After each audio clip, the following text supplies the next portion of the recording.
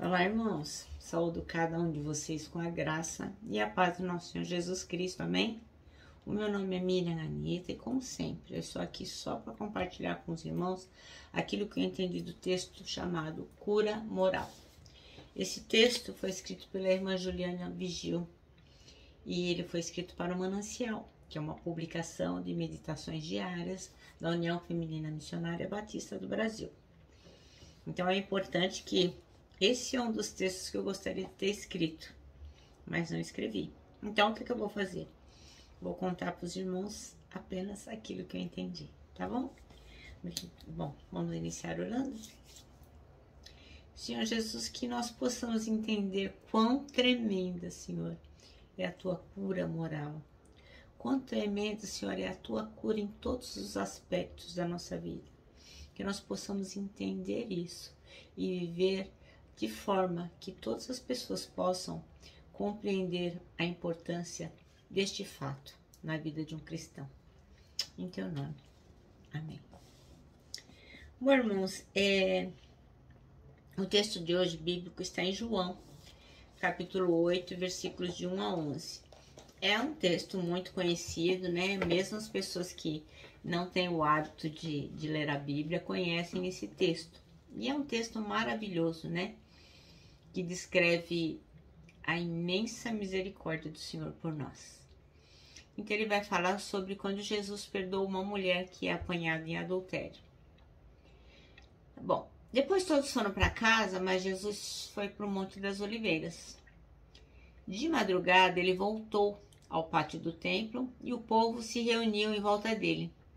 Jesus estava sentado ensinando a todos. Aí, alguns mestres da lei, fariseus, levaram a Jesus uma mulher que tinha sido apanhada em adultério e a obrigaram a ficar em pé no meio de todos. E eles disseram: Mestre, esta mulher foi apanhada no ato de adultério. De acordo com a lei de Moisés, a lei que Moisés nos deu, as mulheres adúlteras devem ser mortas a pedradas. Mas o Senhor, o que é que diz sobre isso? Eles fizeram essa pergunta para conseguir uma prova contra Jesus, pois queriam acusá-lo. Mas ele se abaixou e começou a escrever no chão com o dedo. Bem, aí eles disseram assim. Como eles continuaram a fazer a mesma pergunta, Jesus endireitou o corpo e disse a eles: Quem de vocês estiver sem pecado, que seja o primeiro a tirar uma pedra nesta mulher.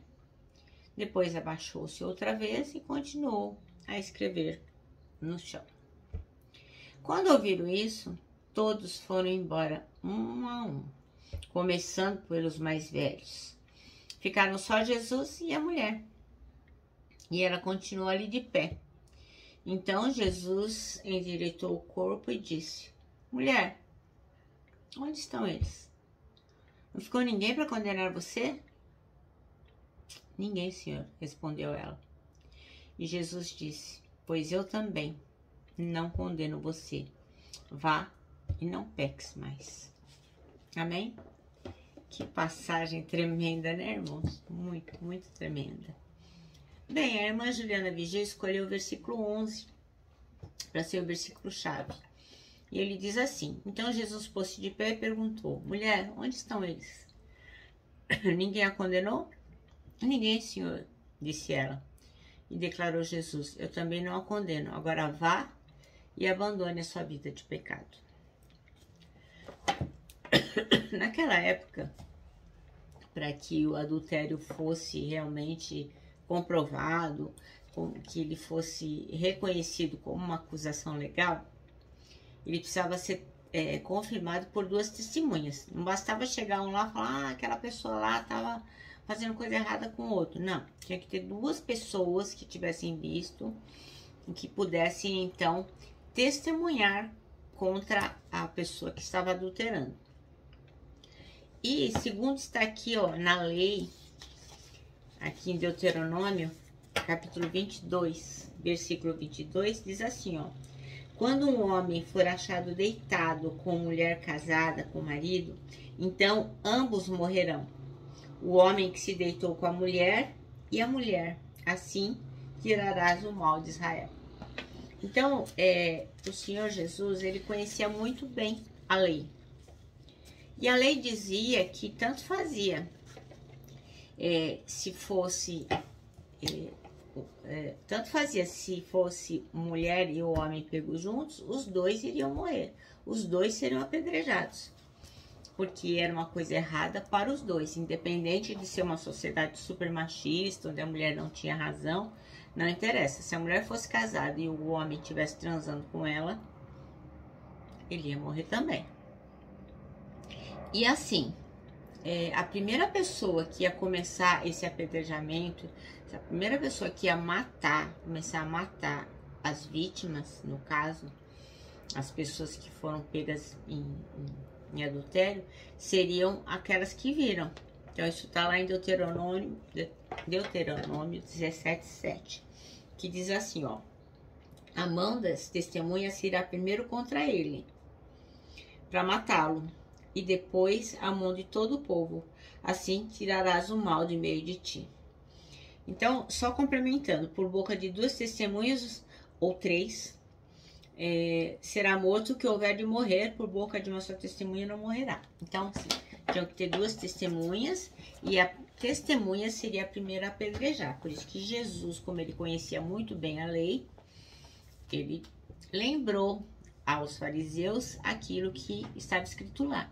Então não era bagunçado assim, a senhora, ela fez uma coisa errada. Aí eles falaram assim, Jesus fala tanto de amor, de perdão, todo fofo, agora ele vai se enrolar todo, por quê? Ele vai falar, pode matar. Aí nós vamos falar, você não falou que é amor, é perdão?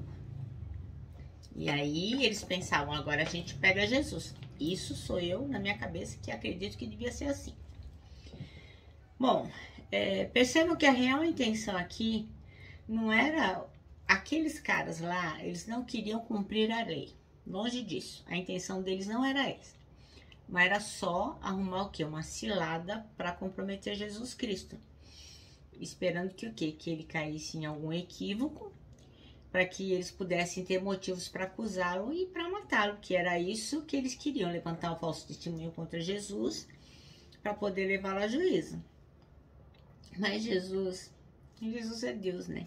E o padrão de justiça dele é elevadíssimo. Não existe ninguém que tenha um padrão de justiça maior que o do próprio Deus. Aí, o que ele fez? Ele exigiu que a testemunha fosse inocente para contar ou punir. Porque, obviamente, se a mulher estava cometendo um adultério, ela tinha que estar cometendo adultério com alguém, né? Porque ninguém comete adultério sozinho. Então, se ela estava com alguém, alguém devia ter visto. E cadê essa pessoa? Então, precisa apedrejar o homem e a mulher pela lei, não é? Não era só a mulher, porque é adultério entre 2 pessoas. Então, era necessário que a testemunha se apresentasse e falasse, não, eu vi, vou atirar a pedra lá e vou matar. Então, ninguém naquele grupo tinha condições de falar qualquer coisa. Eu imagino até que talvez essa mulher já tivesse cometido adultério com outros homens, daqueles que estavam ali, né? Para eles poderem difamá-la daquele jeito, talvez ela fosse conhecida deles. Então, quem sabe eles estavam falando de uma coisa que eles mesmos já fizeram, né? Eles mesmos já tinham feito. Então, uma lição de que Jesus, ao contrário de nós, consegue identificar o erro, promover a conversão com redirecionamento e tornar a pessoa justa novamente. Então, o que Jesus consegue fazer? Ele vê aquilo que a gente faz de errado, ele aponta pra gente, através do Espírito Santo, né? Deus aponta pra gente. Aí, o que a gente faz? A gente muda a rota, se converte aquela rota errada, vai para uma nova direção, e a gente se torna justo através do sangue de Jesus Cristo. Isso é fabuloso, né? Logicamente que tudo que a gente faz errado tem consequências. Mas Deus está acima de todo mundo que queira julgar a gente. Então, não tem ninguém maior que Deus para estar acima de todos os dedos apontados, de todas as convenções, Não há nada que Deus não possa perdoar mediante arrependimento genuíno. Então, como os irmãos sabem, eu frequentei a igreja um tempo, bastante tempo, e depois eu me desviei, eu fiquei no mundo, fiz muitas coisas erradas, muitas coisas, nunca matei, roubei, não fiz nada que pudesse ser vítima da justiça, digamos, justiça dos homens, digamos assim, né, e presa, né, nada ilegal nesse sentido. Mas eu fiz coisas que Deus não se agradou de mim, eu tenho certeza disso. O Senhor não se agradou em nenhum momento daquilo lá. E vocês acreditem ou não, o tempo que eu fiquei fora, eu não tinha sossego para pecar. Porque o Espírito Santo sempre me apontava quando eu estava fazendo uma coisa que não agradava a Deus. Por mais que eu dissesse assim, deixa, vou fazer. Eu quero fazer, não tem problema. Mas acontece que um dia o Senhor me tocou de uma forma que eu parei com tudo, falei, tô errado, Senhor. Caí de joelhos e pedi perdão ao Senhor e mudei a minha rota totalmente. Eu parei de ir pelos caminhos que eu estava indo e vim para outros caminhos. Então, assim, algumas pessoas hoje podem dizer assim, mas eu conheci você com 30 anos, com 40 anos. Imagina, crente? Imagina, não tem nada a ver. Não tem nada a ver. Inclusive, eu tenho foto sua comigo lá no carnaval. Nossa, eu tenho foto sua. Você esqueceu? Agora virou crente? Virei. Virei no mim. Não me importa, não me envergonho nem um pouco disso. Aliás, eu me orgulho disso, né? Porque eu estava num caminho que o Senhor não estava abençoando, não estava feliz comigo e Ele me trouxe de volta. Então é disso que o texto trata. Por isso que eu gosto tanto desse texto. Porque o padrão de justiça do Senhor é elevado demais. É muito maravilhoso. Então, não tem nada que o Senhor não possa perdoar. E eu tenho certeza disso. Por isso que eu falo, cabeça bem erguida. Eu sou crente, sim. Eu creio no Senhor Jesus Cristo. Eu creio na sua obra salvadora. E é por isso que eu estou aqui falando dela para vocês. Porque o Senhor pode mudar a rota das nossas vidas e nos dar cura moral, cura física, cura, todo tipo de cura, cura emocional. O Senhor nos cura de tudo aquilo que nós precisamos ser curados. Bom, então, qual que é a dica? Fica a dica. Se porventura você ainda sofre por causa dos seus erros passados, lembra que ninguém vive de passado, tá? Mas há perdão para você, assim como houve para mim, e há perdão para os que lhe apontaram o dedo. Então, essas pessoas que não acreditam na nova criatura que eu me tornei, não tem problema, o Senhor também as perdoa. E nós temos que orar por elas também, entendeu? Mas o importante é que nós cuidemos da nossa vida espiritual e nós busquemos as curas necessárias para as nossas mazelas. O nosso dever é falar do Evangelho, mostrar o amor de Jesus Cristo para os outros, mas cuidar da nossa vida. A política da tartaruga, né? Leva a casa nas costas, cuida da própria vida e vive mais de 150 anos. Então é isso. Nós temos que ter esse objetivo, sermos curados, sermos tratados pelo Senhor. Então, assim como Jesus se compadeceu daquela mulher, dando-lhe cura moral diante do povo, Ele pode remover o rótulo imoral atribuído a você. Porque são só rótulos. Os seres humanos não são capazes de mudar a sua vida. São só rótulos, etiquetas que as pessoas colocam na gente e que o Senhor pode tirar tranquilamente. Porque Jesus tem poder para curar todas as áreas da sua vida, assim como Ele curou a minha vida. Bom, nosso manancial termina assim, Jesus tem poder para curar todas as áreas da sua vida. E eu creio nisso, irmãos. Eu me despeço aqui, com o meu abraço fraternal, com o meu abraço diário de ursa, ursa curada. Lógico, lembrando que em 2021, ninguém larga mão de ninguém. Qual a palavra de ordem que é? Saudades.